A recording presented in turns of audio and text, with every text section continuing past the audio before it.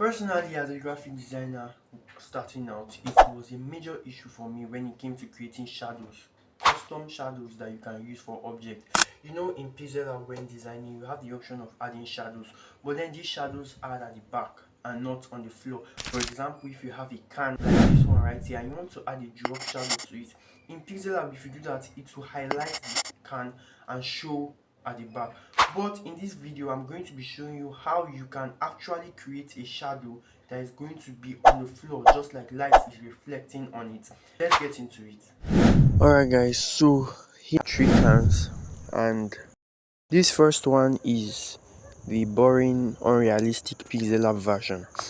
This second one, on the other hand, is the kind of shadow I'm going to be teaching you. Now, there are going to be three ways of making the shadow that I'm going to teach you in this video. One, to look like it's on the ground. Two, to look like it's floating, and the third one is a slanting version. So let's get into it. For this one, I'm going to just hide all these ones that we don't need right now, and I'm going to import my can. Let me import one that is without any shadow.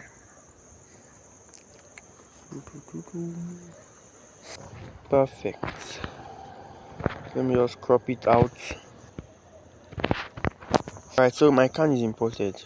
Now I'm going to copy it so I can use it for the other three. And I'm going to, now for the first version, we're going to make it look like it's resting on the ground. Now what do?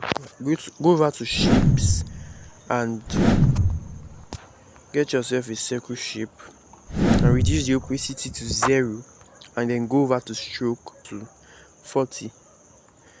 Next, we are going to increase the blur radius right here to the max, and then we'll click done.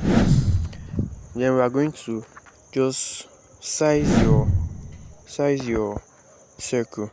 Let these two dots be almost near each other but don't touch each other, okay? And then that's it.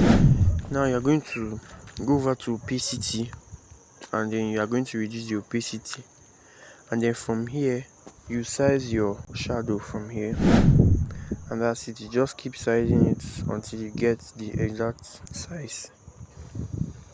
Alright, so I'm going to put it behind my shapes, behind my can, so it looks more realistic, and that is it.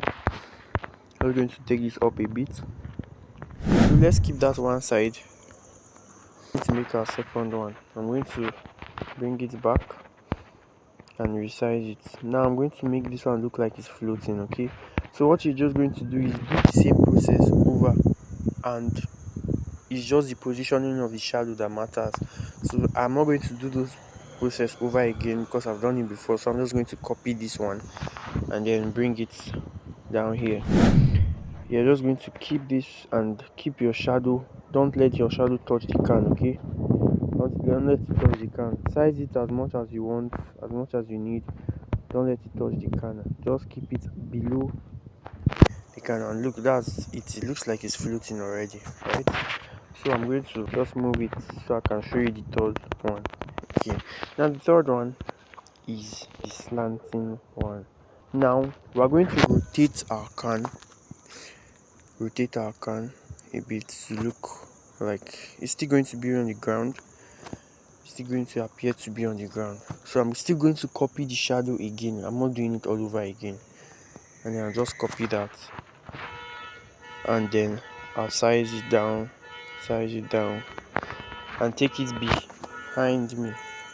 Then you're just going to move your can to make sure the shadow touches this point where the can's edge is.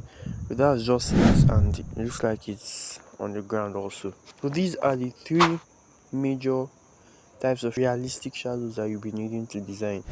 Alright guys, that's a wrap. I hope you enjoyed this video. If you did, don't forget to leave a like, subscribe to this channel, and comment down anything you want me to do a tutorial on next. Also, if you are new to PixelLab and you are trying to get yourself acquainted with the tools, click the thumbnail on your screen to get directed to that video. See you all in the next video. Bye.